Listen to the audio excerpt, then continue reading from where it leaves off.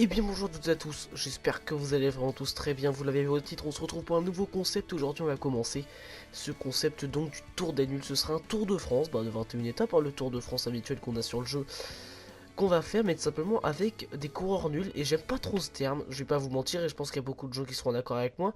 C'est un terme assez réducteur parce que du moment que t'es un coureur professionnel, tu ne peux pas être nul. Tu ne peux pas être nul, même le pire coureur du jeu, Aitel Abdia, n'est pas nul. Il est coureur professionnel, il est meilleur que nous tous qui regardons cette vidéo. Donc voilà, je trouve ce terme assez réducteur. J'ai cherché plein de synonymes pour remplacer ce mot nul, mais vraiment j'ai rien trouvé qui correspondait à un titre de vidéo. Donc si vraiment vous avez un synonyme, voilà, qui pourrait être bien, comme ça, vous me le dites dans les commentaires. Si je trouve que ça passe, je le remplace direct le nom de la vidéo, je remplace le nom de la playlist sur laquelle est ce tour. Et comme ça c'est parfait, tout va bien. Donc voilà, parce que vraiment, Tour des Nuls, je trouve ça assez réducteur, donc ça sert à rien de me dire dans les commentaires, je suis au courant. Et donc si vous avez un bon synonyme pour remplacer ça qui pourra être bien, bah voilà.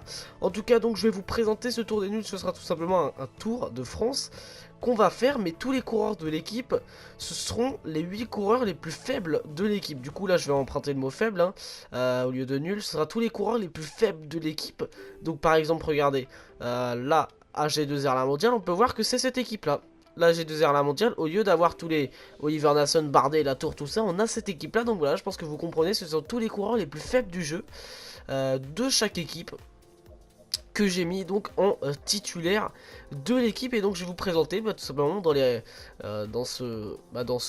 cet éditeur tout simplement les équipes. Voilà, si vous voulez passer, je vous conseille pas quand même, puisque si vous passez vous comprendrez rien et vous saurez pas qui sont les sprinters, qui sont les coureurs du général, donc autant rester. Ah oui, aussi vous voyez à Bidart-Domont, j'ai fait des petites rectifications au niveau des notes pavées. Alors tout simplement les coureurs qui de base ils avaient 59 de pavés et moins, ils ont 64 de pavés maintenant. Par exemple on a Bidart, je vais prendre l'exemple de Bidart, qui là il a 57 pavés, et ça compte que pour les coureurs du général. Pour les coureurs qui peuvent jouer un classement général, j'ai modifié leur note pavé donc. Et donc là on peut voir Bidart qui est en dessous de 59, donc je lui ai remis la note pavé à 64. Et on va prendre un autre exemple, par exemple ici Agnoli qui a un beau 71 de montagne. Il a 62, donc je l'ai passé à 66. Donc les coureurs de 59 et moins, ils passent à 64. Les coureurs de 60 et 61 pavés, ils passent à 65. Les coureurs de 62, ils passent à 66. Les coureurs de 63-64, ils passent à 67. Et les coureurs de 65 de pavés, mais il n'y en a qu'un, ils passent à 68. Donc voilà, pour rééquilibrer un peu, parce que sinon on a des favoris qui vont perdre énormément de temps. Donc j'ai préféré rééquilibrer un petit peu. Donc voilà, on verra tout de suite ça quand on fera les équipes. Vous verrez bien. Donc voilà l'équipe de la AG2 à la mondiale, avec comme leader soit Axel Daumont, soit François Bidart, même si je pense que ça va être compliqué de jouer le général, puisque en général les coureurs qui vont jouer le général sur ce Tour de France, ce sont les coureurs qui ont 73 montagnes. Donc Bidart va partir avec 3 points de moins, ça va être dur. Mais au niveau du sprint, il y aura du monde, hein. On aura Julien Duval qui je pense pourra faire quelque chose, Quentin Joregui aussi qui a une bonne pointe de vitesse. Donc voilà, niveau du sprint, il y aura du monde. Et niveau vallon aussi, sur des étapes de vallon, hein, Nance Peters qui a une bonne note de vallon pourra faire quelque chose aussi avec Nico Dens, pourquoi pas, pour prendre quelques échappées. Donc l'équipe de l'Astana avec comme leader André Grifko, et Grifko avait 65 de pavés, et je l'ai donc passé à 68 pour un peu de rééquilibrage, puisque si les autres je les passe et lui je vous laisse 65, ça se fait pas trop, donc je l'ai passé à 68, voilà. Du coup on aura Grifko en leader. Vous voyez l'équipe de l'Astana qui est pas terrible. En fait, plus des équipes ont plus de coureurs, ça veut dire qu'elles ont plus de coureurs en réserve pour le futur. Là par exemple on a plutôt des coureurs jeunes du côté de l'Astana, et donc plus ils ont de coureurs pour le futur, plus ils ont des coureurs qui sont plus faibles dans leur équipe. Donc par exemple là on peut voir l'Astana Pro Team qui a des coureurs au maximum 70,8, mais la BMC qui a très peu de coureurs dans son effectif, regardez, ça va jusqu'à Danny Lewis qui a 72,6. Donc voilà, ça dépend aussi de ça. C'est pour ça que les équipes françaises n'ont pas des coureurs énormes aussi, parce que c'est des équipes qui comptent vraiment sur l'effectif avec un maximum de jeunes. Donc voilà, là Astana avec Grifko en leader, Tlebayev qui sera le sprinter de l'équipe qui pourra faire peut-être quelque chose, et puis on aura aussi des petits grimpeurs par-ci par-là avec Fomini qui a une bonne note de récupération d'ailleurs, un 72, Kozatayev, Corset qui pourra faire des échappées, peut-être un bon 70 pavés pour l'étape de pavés. Donc voilà, aussi là l'important avec les leaders que j'ai replacés au niveau de la note pavée, c'était pas qu'ils dépassent la note pavée des coureurs pavés. tout simplement. Voilà, donc voilà, Grifko qui est le max. Il y a juste Sutherland qui est au-dessus, mais ça c'est un cas spécial. Grifko qui est le max avec 68 pavés, donc qui est le meilleur des favoris. Mais avec son 71 montagne, ça risque d'être compliqué quand même pour lui. La BMC, donc on va passer rapidement maintenant. La BMC avec Danny Lewis qui sera le sprinter et 73 de sprint, 73 d'accélération, c'est un très gros sprinter. Et oui, sera donc un très gros favori pour les étapes de plaine. On aura Ventoso aussi qui pourra l'accompagner, Scottson pour le contre-la-montre et Frank Kinney qui sera donc le leader de la BMC qui a 67 de pavés et qui donc il avait 63 avant et donc là je lui ai mis 67. Et donc voilà l'équipe de la BMC qui sera une belle équipe du coup, hein, des bons punchers aussi, Loïc Vliegen, attention hein, pour des étapes de vallon, 72 accélérations, 74 vallons, c'est très très propre. Donc voilà, on passe à la Bahreïn qui a pas de sprinter, la Bahreïn aucun sprinter, hein, regardez les notes de sprint, le meilleur à la rigueur ce serait Pibernik. Et encore c'est pas terrible, donc pas de sprinter du côté de la Bahreïn mais des bons coureurs pour pourquoi pas jouer des maillots à poids. Donc on aura Wang, hein, évidemment la légende, bon je l'ai pas modifié, faut pas abuser. Pernsteiner et Agnoli qui seront certainement les deux coureurs pour le général. Pernsteiner avec 72 de montagne et Agnoli avec 71, donc que j'ai placé à 66 de pavé vu qu'ils avaient 62. Et donc voilà toute l'équipe avec pas mal de coéquipiers grimpeurs. Ça c'est intéressant du côté de la Bahreïn Merida vu qu'ils c'est pas les meilleurs grimpeurs, mais ils ont pas mal de coéquipiers qui seront des grimpeurs. Et donc ça va être vraiment cool. Alors que nous avec la Lotto Soudal, bon vous l'avez vu à la miniature donc je vous spoil pas, on n'a pas énormément de coéquipiers grimpeurs. Là-bas, la Bora Hansgrohe avec comme sprinter Kolar qui a une bonne note de sprint et Polianski qui sera le leader avec donc 65 de pavés pardon vu qu'il avait 60. Et donc voilà l'équipe avec des bons coureurs pavés comme Juraj Sagan ou Andreas Chellinger qui pourront faire quelque chose sur l'étape pavée, des bons coureurs pour emmener au sprint. Mais Polianski aura très peu d'accompagnement au niveau de la montagne. La Cofidis, donc le leader au niveau du sprint, ce sera Michael Van Steyen. Et au niveau de la montagne, ce sera Teklemanot que j'ai réajusté la note, dont j'ai réajusté la note pavé. Voilà, vous pouvez voir les notes. 72 montagnes, ça risque d'être un peu limite quand même. Donc voilà, c'est ça qui va être intéressant vraiment dans ce tour, puisqu'on aura des coureurs vraiment. Ça va changer. On va voir d'autres coureurs à l'avant, donc ça va être cool. La Direct Energy qui n'aura aucun leader pour la montagne. Donc voilà, c'est pareil, la Direct Energy, c'est vraiment une équipe qui compte sur l'effectif et le futur avec beaucoup de coureurs jeunes. Et donc c'est pour ça que le meilleur c'est Grelier qui a 70,1, alors qu'on peut voir à la BMC le meilleur c'est Wyss avec 72,6. Donc voilà, pas de grimpeur, hein, aucun grimpeur. Le meilleur c'est Cornu avec 64.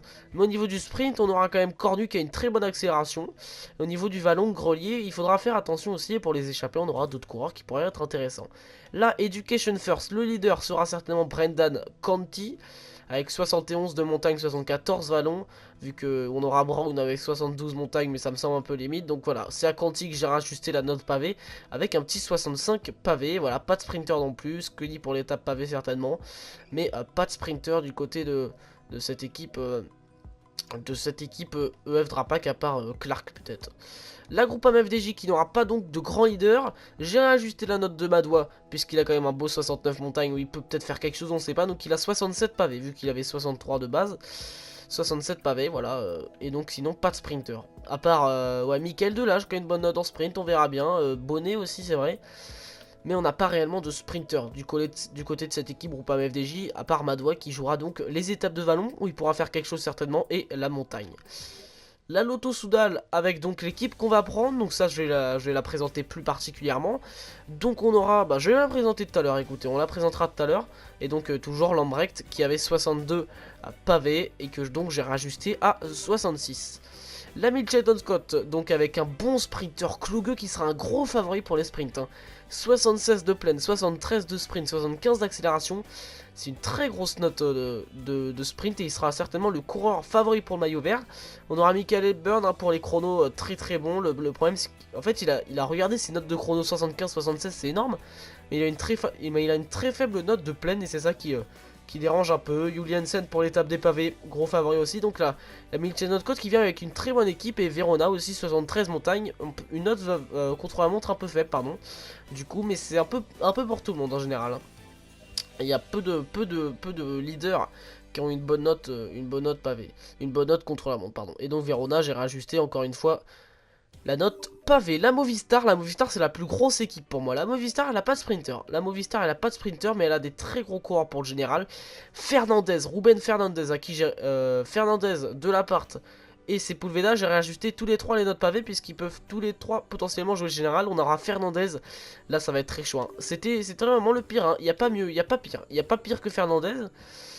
Donc bah voilà, 76 vallons, ce sera énorme. 74 montagnes aussi, ça va être un très gros favori. Mais il aura une note pavée un peu plus inférieure, vu qu'il a de base, il a tout simplement une note de 58, donc il a que 64. Et du coup c'est ça qui peut peut-être aider les autres leaders à reprendre du temps sur les pavés. De la part aussi, 73 montagnes, 72 vallons, c'est très propre. Sepulveda c'est pareil, avec une bonne note chrono pour de la part aussi, qui sera intéressante certainement pour lui lors du dernier chrono. Donc voilà l'équipe de la Movistar qui est très propre au niveau de la montagne. La Quick-Step, donc j'ai ajusté la note pavée de 3 coureurs. Donc 2 plus 66, Narvaez 64 et Capecchi 64, voilà, qui seront les 3 leaders selon moi. Narvaez, très bonne note de vallon, très bonne note d'accélération, avec un beau 72 montagnes aussi, 2 plus 73 montagnes, Capecchi 73 montagnes, 74 vallons. Une note de chrono assez correcte, voilà, contrairement à 2 plus, hein. Donc on verra bien qui sera le leader du côté de cette équipe. Et au niveau du sprint, ce sera Elio Keisse qui part avec une très bonne note de sprint, 73-75. Accélération, ça peut envoyer à mon avis. Keita Green aussi, et James Knox, qui a d'ailleurs selon moi été... il me semble qu'il a été sélectionné pour les championnats du monde. Là, Dimension Data avec Ben King, donc voilà, Ben King... Normalement après cette Vuelta, il doit avoir au minimum 73 montagnes. Là, j'ai laissé toutes les notes, à part les notes pavées que j'ai modifiées pour certains leaders. Donc Ben King est comme ça, mais de toute façon, si je l'avais augmenté, hein, ça aurait été Dougal qui a à peu près son niveau. Donc voilà, ça aurait pas changé grand chose, mais on va le laisser quand même Ben King. Donc pas de sprinter, c'est pareil pour la Dimension Data qui vient sans sprinter avec Gebre Xavier qui sera certainement leur leader avec 71 montagnes, c'est quand même limite. Mais il sera le leader, Gebre Xavier. Et donc j'ai rajusté la note pavée à 64, même si ça me semble limite quand même pour lui pour jouer le général. La Fortuneo qui a une équipe avec un sprinter Welten qui certainement jouera le sprint, à moins que ce soit Carbel qui prenne ce rôle. Welten donc avec 71 de sprint, 70 d'accélération. Maison qui sera donc le leader au niveau de la montagne avec 72 de montagne, 69 de vallon, 62 de chrono et 64 de pavé, toujours réajusté puisqu'il avait de base 58, donc je l'ai mis à 64. Allez, on arrive dans le dernier, la Katusha. Avec donc Restrepo en chef de file qui sera le leader, hein, certainement, même si c'est le seul, même si c'est un coureur ballon. Pas de sprinter, encore une fois pour la Katusha, le seul, ça pourrait être Restrepo avec 70 de sprint, 73 d'accélération. Et donc Restrepo qui va partir en tant que leader de cette Katusha Alpecin, il aura un gros rôle. Et donc j'ai réajusté sa note pavé 64. Voilà.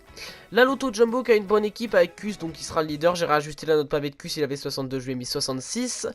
Et le sprinter ce sera Robert Wagner qui a d'ailleurs été transféré à la Fortuneo. Donc voilà, leader pour la Lotto Jumbo Kuss. C'est pareil, Kuss normalement il pourrait être amélioré un petit peu avec le beau début de Vuelta qu'il a fait en quelque sorte. Le tour de l'Utah impressionnant. J'ai laissé les notes, comme je vous l'ai dit, à part les notes pavées, j'ai rien modifié. Donc voilà, ce sera Kuss leader avec 72 de montagne. On verra bien ce qu'il fera. S'il arrivera à impressionner. Et Wagner qui sera donc le sprinter de cette Lotto Jumbo. La Sky avec Sivakov en chef de file. Sivakov qui sera donc le leader avec 72 montagnes, 70 pavés et 67 de 70 vallons pardon, et 67 pavés puisque Sivakov avait une note de 63 pavés de base, donc il passe à 67. Jody Ben qui sera un bon coureur pour les chronos, et Golas qui sera donc le sprinter de cette équipe Sky, à moins qu'on utilise la carte Wendell avec un 76 d'accélération, hein, c'est énorme. 69 sprint par contre un peu moins. Et donc Golas voilà, qui a une bonne accélération aussi, un peu moins en sprint, mais il sera certainement le sprinter de cette équipe Sky. Et Enao qui aussi j'ai ajusté la note pavée pardon, puisqu'il peut peut-être faire quelque chose avec son beau 72 montagnes, 70 vallons. Allez, on passe direct. La Sunweb, on est bientôt à la fin, restez les amis, le gameplay va bientôt arriver. Frolinger donc, 71 montagnes, 71 vallons. La Sunweb qui arrive avec une équipe assez faible, hein, que peut-être des coureurs pour jouer le classement de la montagne. Et au niveau du sprint, ce sera juste Tusveld avec 66 de sprint, 70 d'accélération, c'est pas énorme. Et Frolinger, donc j'ai encore à ajuster sa note pavée à 64, même si à mon avis au niveau du général il fera pas grand chose. La Trek avec donc Reinen en tant que sprinter, 71 de sprint, 71 d'accél, c'est limite quand même par rapport aux autres. Et au niveau du chrono par contre on aura un bon Marc-Eli Rizard de Kortz pour l'étape des pavés qui sera intéressant. Et Didier au niveau du général avec 71 de montagne qui est encore limite, mais j'ai quand même ajuster la note pavé de Didier, on va jouer le jeu à chaque fois. La UAE donc avec Bistrom, qui sera un coureur pour l'étape des pavés et qui à mon avis sera très précieux, il pourra faire quelque chose. Ryabushenko qui sera le leader de cette UAE Team Emirates au niveau du sprint. Et au niveau de la montagne, ce sera pas Bono, mais ce sera Sutherland, avec 73 de vallon et 71 de montagne. Et donc vous voyez 70 pavés, puisque lui de base il a 69 de base. Donc j'ai rajusté même, hein, je vais augmenter d'un, puisque si je laisse à 69 ça se fait pas, vu que tous les autres ont été augmentés. Lui aussi je l'augmente, mais que de 1. Donc il aura 70 pavés qui sera intéressant pour lui à mon avis. Et la dernière équipe, la Banti Groupe Gobert, avec en tant que sprinter, je pense que ce sera De Vriend. Ça va jouer entre De Vriend et Boris Vallée, vu qu'ils ont à peu près les mêmes notes. Vallée a juste un plus à accélération, mais De Vriend a une meilleure note en pleine qui peut faire la différence. Et De Vriend, gros favori pour l'étape des pavés, c'est pareil, vu que s'il passe, il a une bonne note de sprint. Donc voilà, McNally aussi. Et au niveau du leader, c'est Minard que j'ai considéré comme leader, avec son 69 montagne, même s'il fera pas grand chose à mon avis, et donc 65 pavés. Voilà, vu qu'il avait 61. Donc voilà pour la présentation des équipes, on a enfin fini. On va donc partir pour la course Tour Solo, nouvelle partie. Personnalisé bien évidemment, légende, on aime souffrir, Tour de France, on est parti. Et on va sélectionner, bah voilà, je vous laisse le petit jingle sympa et on va sélectionner la Lotto Soudal. Donc avec Björk Langbret et je vais donc vous présenter l'équipe, c'est la dernière équipe qu'on va présenter les amis. Donc voilà, vous voyez tous les leaders, hein. Voilà, classement des jeunes, chasseur d'étape, classement du meilleur grimpeur général pour Capecchi, qui va viser le général de l'aparté aussi. Équipier de luxe, Fernandez carrément. Voilà, équipier de luxe. Et nous on va partir. Donc voilà, le classement par points, ce sera l'objectif de Vanderson et Björk Langbret qui visera donc le classement du meilleur jeune, mais surtout le maillot jaune. Mais le meilleur jeune, ça pourrait être intéressant à prendre, surtout que là il y a beaucoup de jeunes, hein, vu que c'est les coureurs les plus faibles de chaque équipe. Donc voilà, notre sprinter ce sera pas Wouters, mais ce sera Vanderson. Vanderson il pourra faire les deux, hein. Vanderson il pourra faire à la fois puncher avec son 74 vallon et 74 accélération, mais ce sera surtout aussi notre sprinter avec un petit 72 de sprint intéressant et sa bonne accélération. Du coup il va falloir en profiter. Lambrek donc qui sera avec 66 pavés, 61 chrono, ça par contre c'est très handicapant, 73 de montagne, 73 de vallon. Et ça c'est cool, mais c'est surtout la note chrono qui va être handicapant et le fait qu'on ait personne en montagne dans l'équipe. Mertz 64, Vanderson 62, voilà 62, 55, et le seul à la rigueur c'est Van Hoek, qui a un beau 69 quand même, mais sinon derrière c'est Mertz, hein, et c'est encore assez limite Mertz, je pense qu'il passera pas très très loin. Voilà, faut se fixer un petit peu, c'est comme si Lambrek avait donc 83 en montagne en tant que favori, et Mertz c'était un mec à 74, donc c'est pas terrible non plus, et c'est Van Hoek vraiment qui sera notre meilleur coéquipier je pense au niveau de la montagne. Donc voilà pour l'équipe, on a une belle équipe et Frison aussi à ne pas négliger pour l'étape des pavés qui peut être très intéressant, Frédéric Frison pour l'étape des pavés. On va donc partir aujourd'hui les amis, on va faire comme d'hab, ah oui je vais vous laisser le jingle.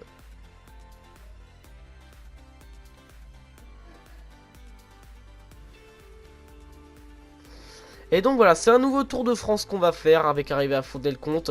On va faire les 3 premières étapes aujourd'hui, c'est un nouveau Tour de France qu'on va faire, mais à la différence des autres youtubeurs, on va innover aujourd'hui les amis, on va innover un petit peu.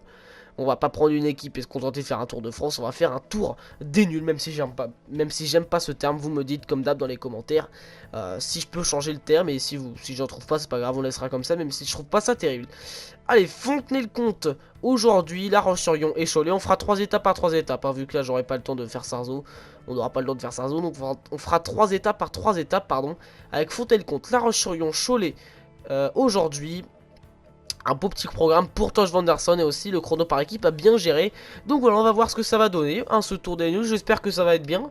La dernière fois que j'avais fait le tour des nuls sur la chaîne, j'avais mis tous les coureurs à 50, et c'était nul puisqu'ils étaient tous pareils, et donc personne sortait du lot. Tout le monde était en défaillance au même moment.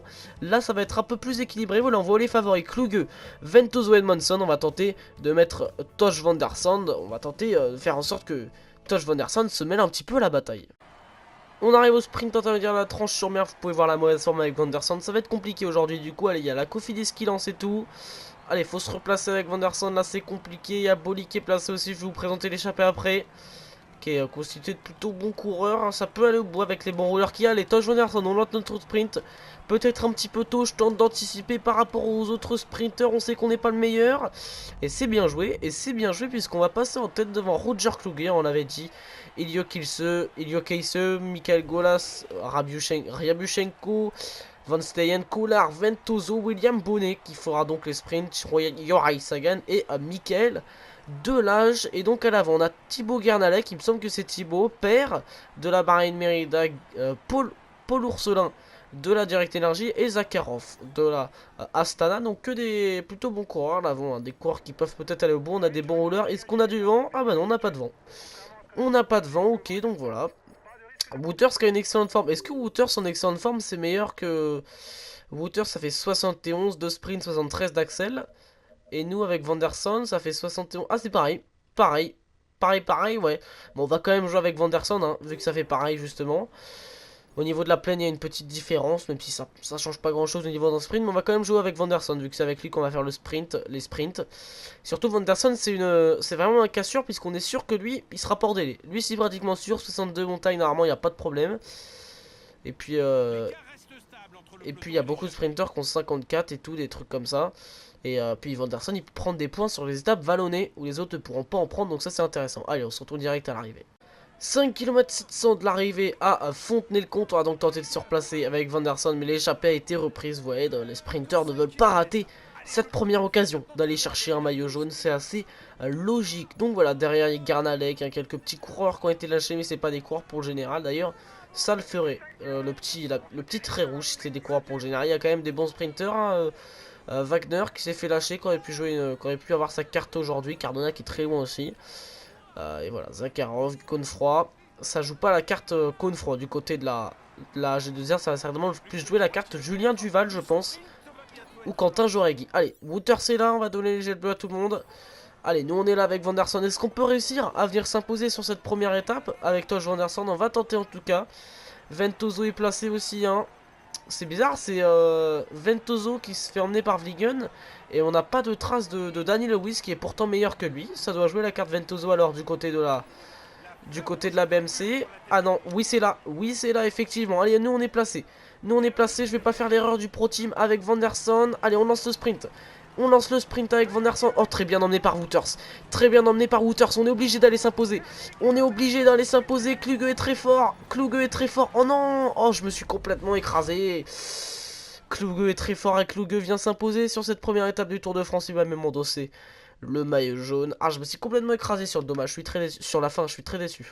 C'est Kluge, hein. C'est Kluge, on l'avait dit. C'était un des favoris pour les sprints massifs. Et il vient prouver aujourd'hui. Il s'impose devant Ryabushenko, pardon, pour la UAE, le Biélorusse, le Bélarus d'ailleurs, ou Biélorusse. Plus à la française, Francisco Ventoso qui fait une belle troisième place. C'est bizarre, BMC, j'aurais cru que ça jouait plutôt la carte Wyss. Ça a joué la carte Ventoso qui fait une belle troisième place. Restrepo, on avait dit, Restrepo il peut jouer le général, mais oui, il peut aussi jouer les sprints massifs. Et d'ailleurs, il le montre en faisant la quatrième place. Golas 5ème, Van Zeyen 6ème, donc, et nous on fait 7ème avec Vanderson. Après, il y a la mauvaise forme qu'il faut pas oublier, mais je suis un peu déçu quand même. Hein. On était bien parti, j'étais bien dans la route Kluge, mais Kluge c'est pas Vanderson, c'est meilleur en sprint et je me suis peut-être un petit peu emballé, mais on fait quand même une belle 7ème place. Tous nos coureurs qui finissent dans le peloton, pas très bien passé mais dans le peloton, donc c'est important. Et j'avais vu à la fin, voilà, tous les coureurs de Direct Energy se sont dit hop, on va s'attendre là. Voilà, ils franchissent toute la ligne en dernier, mais bon, au moins ils franchissent la ligne, il y a même Célier qui est là aussi. Donc voilà, et quelques lâchés, mais pas de favoris a priori. Au général, donc on peut passer, c'est Kluge donc qui va prendre ce maillot jaune. Le maillot vert il sera porté par Ryabushenko et donc le maillot blanc par Restrepo, vu que Ryabushenko portera le maillot vert. Normalement c'est ça. Et donc l'équipe c'est la BMC et le combatif c'est donc PRA. Donc voilà, allez on va partir pour cette deuxième étape de la vidéo où on aura un grimpeur et donc je pense qu'on va emmener Rémi Mertz. Allez, je vous laisse le jingle hein.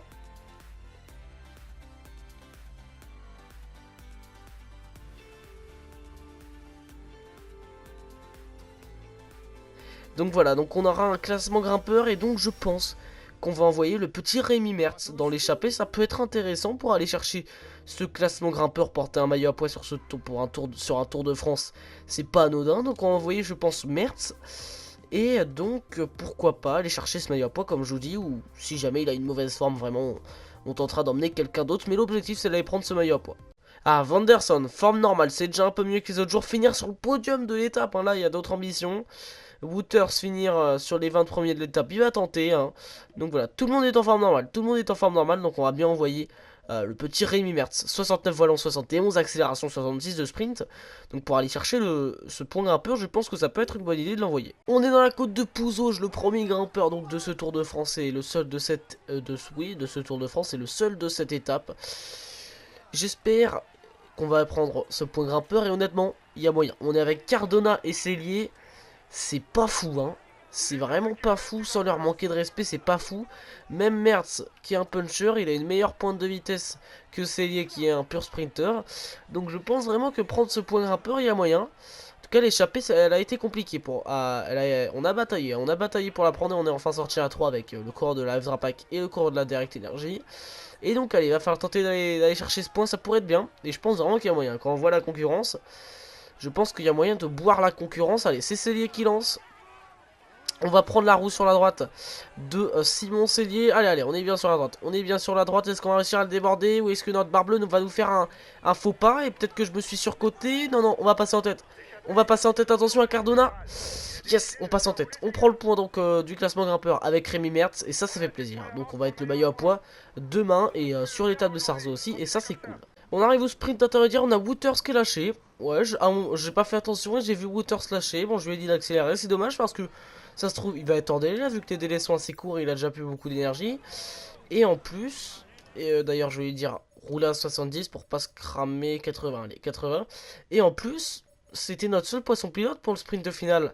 Là, on n'a plus personne, on va devoir s'occuper, se débrouiller avec des Nason, des shows, et ça va être très très compliqué. Allez, on est dans la roue de Martinelli, hop là, on est passé, c'est du faux plat montant là. Donc ça correspond un petit peu plus aux qualités de Tosh Vanderson. Allez, on accélère sur le final quand c'est du faux plat descendant. Est-ce qu'on va réussir à passer en tête? Et on passe troisième, je crois. Ilio Golas, Keisse, Bonnet, Vanderson, on passe quatrième. C'est pas trop mal. C'est con parce qu'on fait nos meilleurs résultats au sprint intermédiaire. Mais après, on est complètement nul. Par contre, les échappés, ils sont juste là. On les a presque rattrapés. En tout cas, Wouters, j'espère vraiment qu'il va pas être en délai. Ce serait chiant de déjà perdre quelqu'un.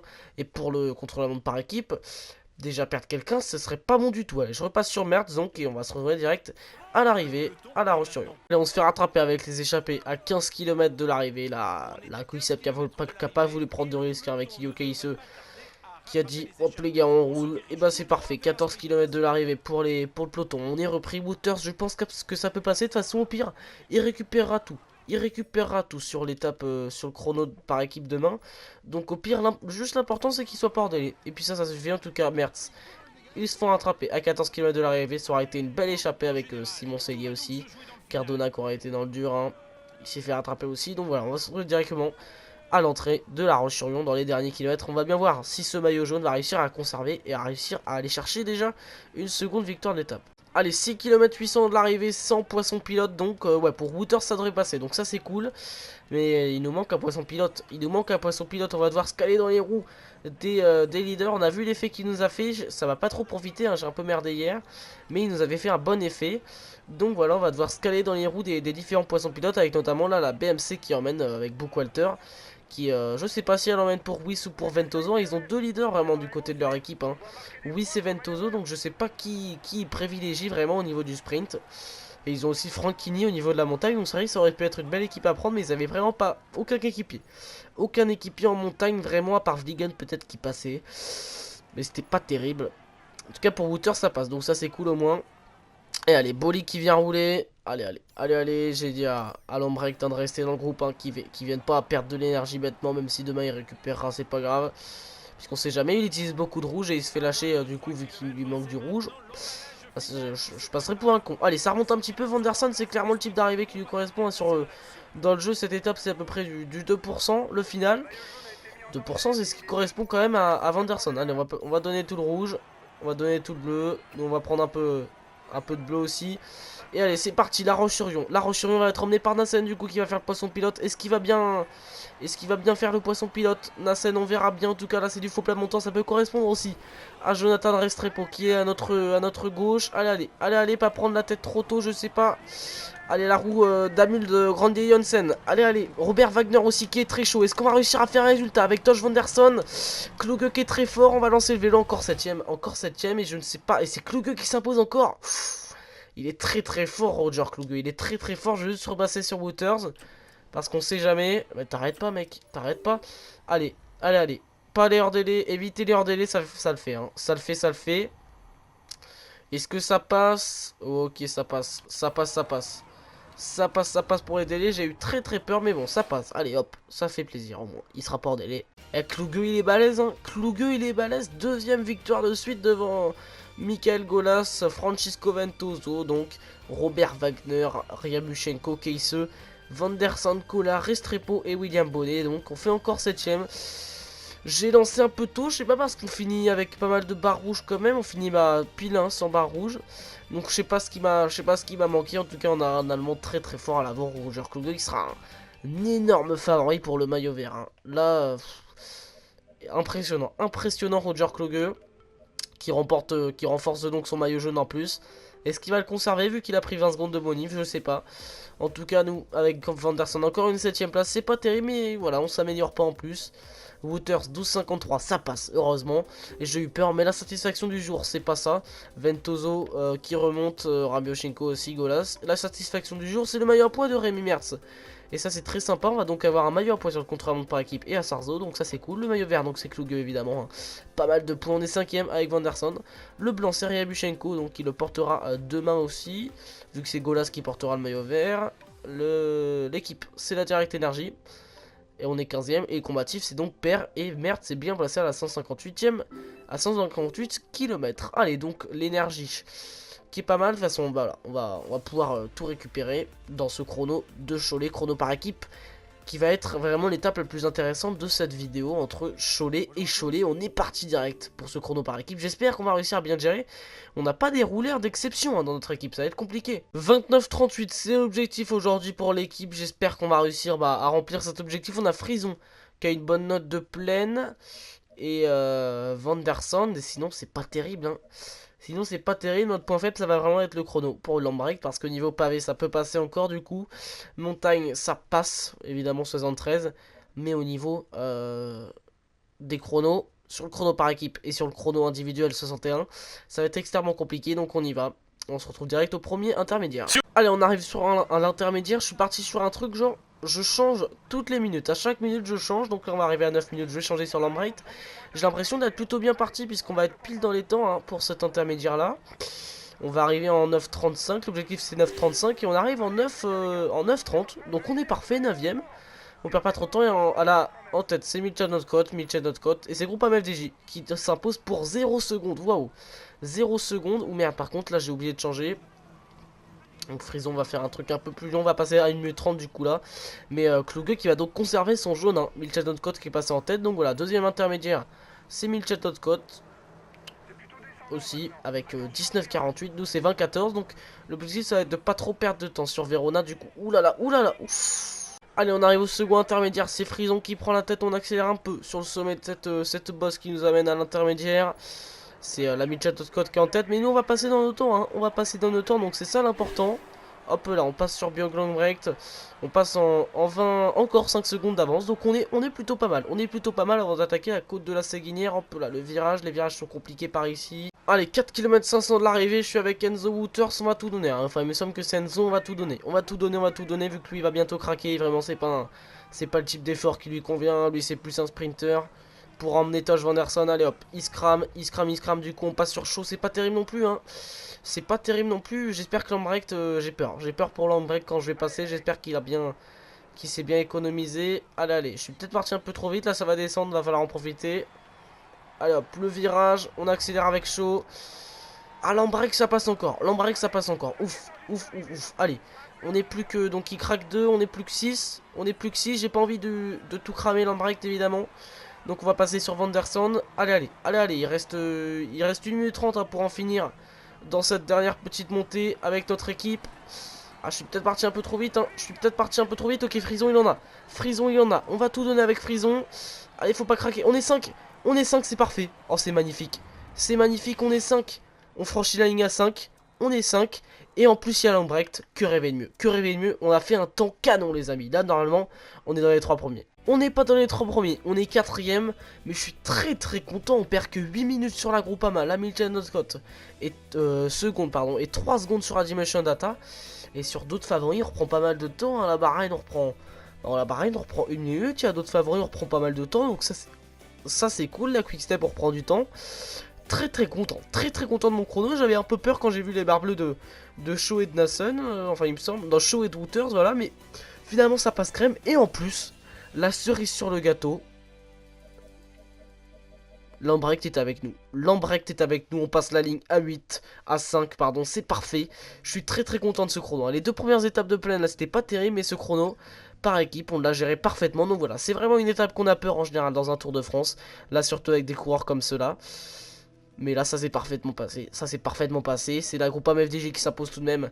Donc, devant la Milchet Notcote, la Dimension Data, la Lotto Soudal et la Lotto NL Jumbo. Mais voilà, cette étape, je suis rassuré. On perd que 8 secondes vraiment sur le vainqueur. Et ça, c'est cool. Et du coup, bah évidemment, Kluge qui conserve son jaune devant Bonnet, Edmondson, Verona et Madoua. Van der Sande qui aurait pu espérer peut-être prendre le maillot jaune, bah il est un peu loin là, mais c'est pas grave, c'est pas grave. De toute façon, au final, on jouera pas le jaune avec lui. Et en tout cas, voilà. Tous les coureurs, Milchat.Cote et Groupama FDJ sont plus ou moins placés ici. Nous, Lambrecht, il est à peine à 28 secondes. Niveau favori devant lui, qu'on peut considérer comme favori, il y a peut-être Gebrek Xavier. Mais je ne vois personne à part peut-être Madoua. Non, Verona, c'est vrai, Verona est un gros favori. Mais il n'y a pas grand monde, donc on est parfait pour l'instant. Le maillot à poids, c'est donc merde, et ça c'est cool. On va porter le maillot à poids pour la prochaine étape avec merde, ça c'est cool. Le maillot vert, c'est pour Roger Kluge, il est large, hein. Attention, retour de Van der Sande, moi je dis ça, je dis rien. Edmondson, le maillot blanc devant Valentin Madoua et Rob Power. Lambrecht est 11ème, hein. Objectif ce maillot blanc. L'équipe c'est la Groupama FDJ devant la Mitchell Notcote et la Dimension Data. On est 4ème avec la Lotto Soudal. Et le combatif c'est donc Père. Donc voilà. L'énergie pour la prochaine fois bah, qui est parfaite évidemment. En tout cas j'espère vraiment que vous avez apprécié cette première vidéo du Tour des Nuls. Moi j'ai kiffé la tournée. C'était vraiment un kiff monumental avec ce contre-la-montre par équipe géré d'une main de maître. En tout cas j'espère que vous l'avez apprécié vous aussi. On se retrouve une prochaine fois pour donc la suite de ce Tour des Nuls. Je sais pas quand elle arrivera, mais en tout cas n'hésitez pas à bombarder cette barre de pouce bleu pour ce concept que j'espère vous apprécierez. Voilà, pouce bleu, abonnement, partage, évidemment, vous connaissez. On se retrouve donc demain pour les championnats du monde avec une équipe que vous verrez bien qui c'est, puisqu'il y en a beaucoup qui m'ont demandé de pas jouer avec la France et pas original. On verra bien les amis. En tout cas, moi je vous fais plein de bisous. N'oubliez pas le pouce bleu évidemment pour ce concept que ça me fait très plaisir de vous proposer ça sur la chaîne, c'est assez innovant. On reste, hein, c'est un Tour de France, mais c'est assez innovant vu qu'on est avec des coureurs entre guillemets nuls. Voilà, toujours n'hésitez pas à mettre un synonyme. Donc voilà, pour ma part c'était One2Free. A plus les gars, merci d'avoir regardé cette vidéo.